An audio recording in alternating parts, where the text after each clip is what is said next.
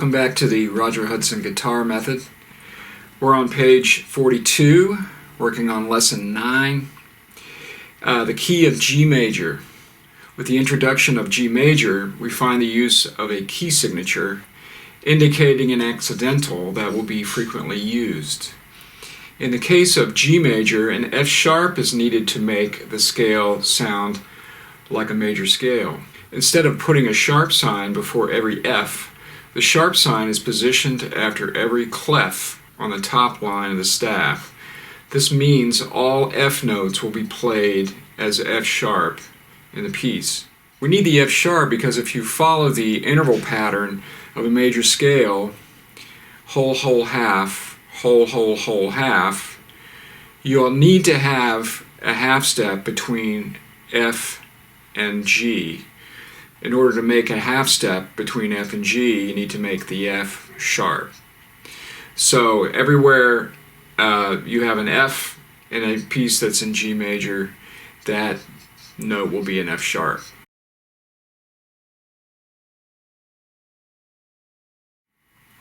So here's a G major scale.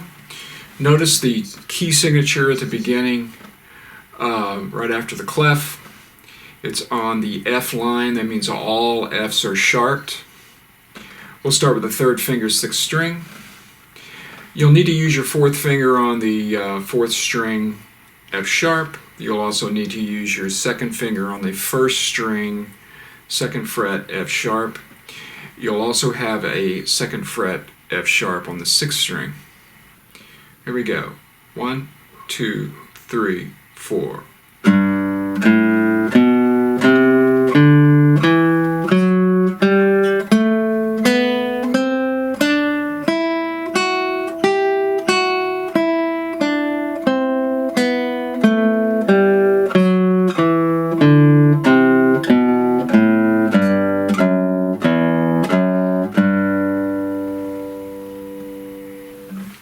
Our first study in G major is the G major scale study on page 42.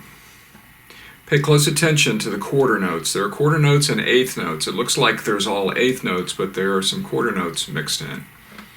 1, 2, 3, 4.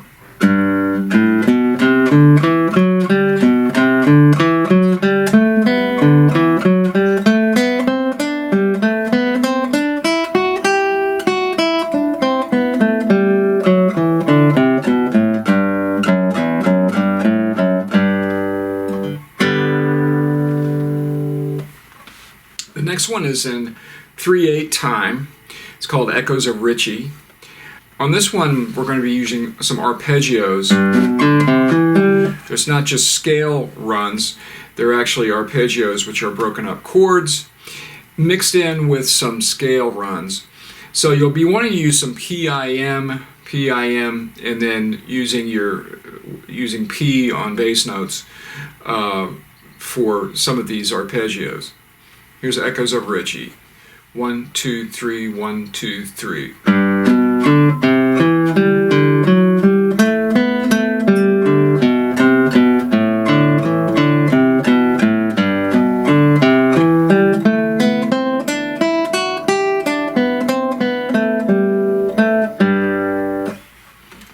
On page 43, we have a duet called Cripple Creek. It's an old Appalachian folk song. I'll play the guitar 1 part to start with. This is a really tricky little tune because you have to make sure that you don't start it too fast, because if you do, when you get down to the bottom of the page, at the end there are 16th notes in here. You'll have to do what are called bursts.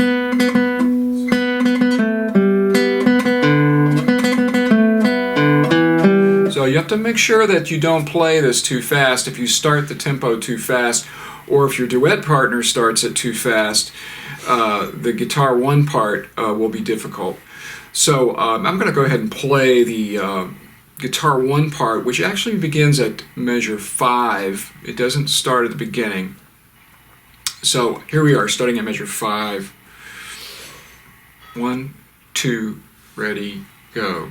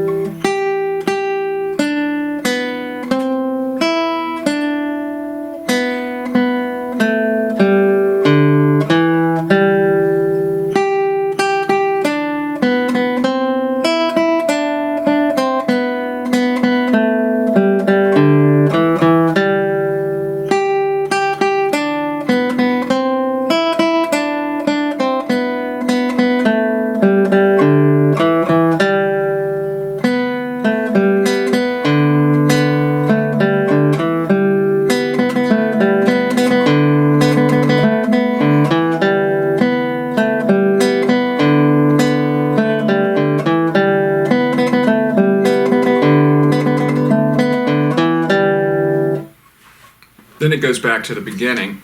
The guitar 2-part will be playing this. Now here's Cripple Creek with both parts. 1, 2, ready, go.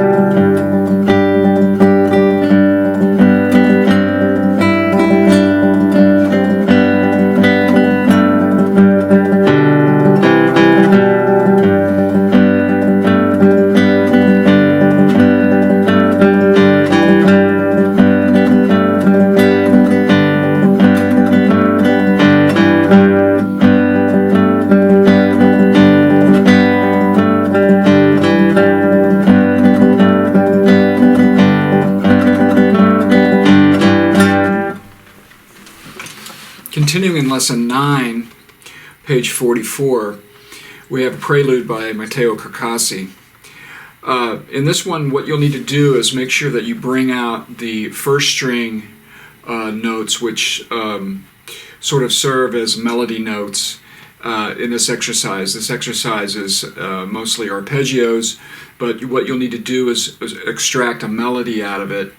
Otherwise, it just sounds like chords played as arpeggios. So, for example, you have this bass. You have, for example, this bass line that moves like that. But you also have a melody note in the first string. You want to make sure that you hold that out. Even though it's just a part of the arpeggio, it needs to be held out longer, so make sure that you play very legato, which means smooth and connected. You can play a right-hand pattern of P-I, M-I, P-I, M-I, or you can use P-M-A, M-I, so you could play it, which is usually the way I play it, P-I, M-I. Or you could also play it P-M-A. You can do it that way as well. Prelude, Opus 59 by Matteo Carcassi.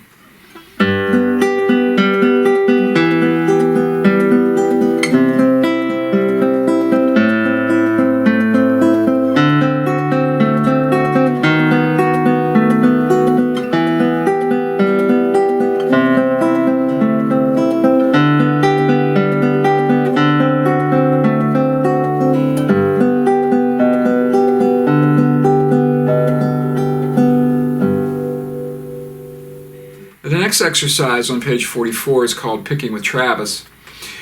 There was a guitarist named Merle Travis who used a picking style of alternating bass, and he would play play chords, and have a bass line. A lot of times it's called thumb picking as well. You have this alternating bass and a right-hand pattern that's a regular right-hand pattern. You also have a little bit of a swing with this. Travis picking patterns are a lot of fun. You can use them in a lot of different situations. You can use them as accompaniment. You can also use them in ways where you take an arrangement and you make it into that style. Chet Atkins was really famous for that. And also Jerry Reed and some other folks that are sort of considered thumb pickers or finger pickers. Anyway, picking with Travis, you want to keep your fingers down in the chord, and then you'll be picking out the melody notes that are in the chords.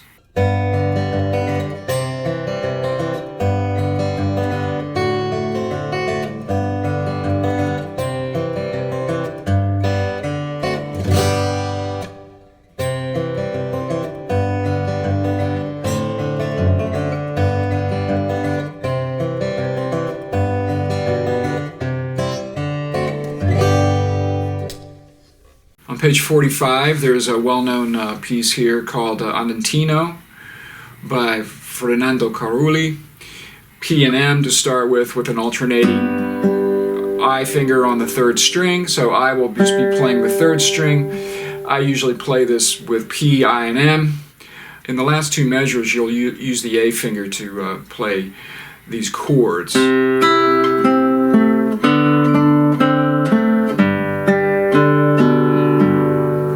Mostly it's P, I, M.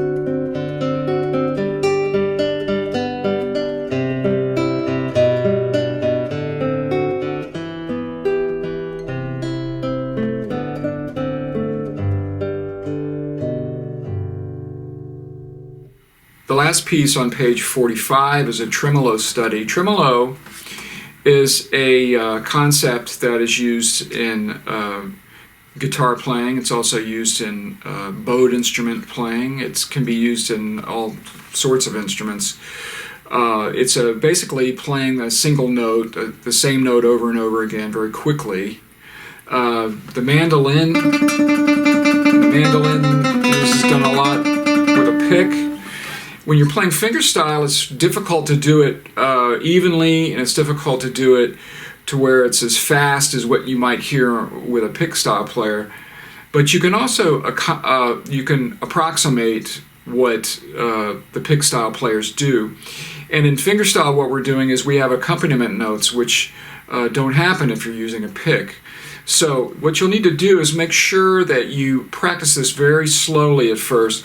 Have P on the 6th string. If you look at the first measure, you can practice the first measure over and over again. If you get the basic concept right at the first measure, then the rest of this exercise will be easy. So plant A, your A finger on the 2nd string, and what is going to happen is your A, your M, and your I are going to play the same string.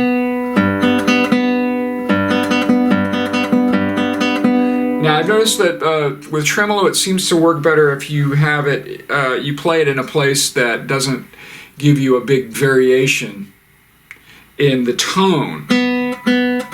So for example, if I play right here, this has a little more of a variation. If I play this is brighter, this is a little less bright, and this was even more mellow sounding. It tends to give the tone a little bit of an uneven sound. So try to play it somewhere where you can get all three of the fingers sounding even.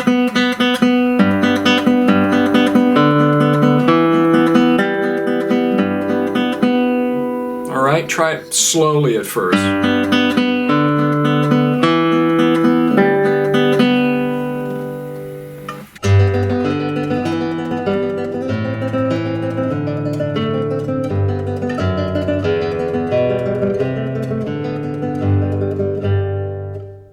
In lesson 10, we'll get to the key of E minor, which is the relative minor of G major.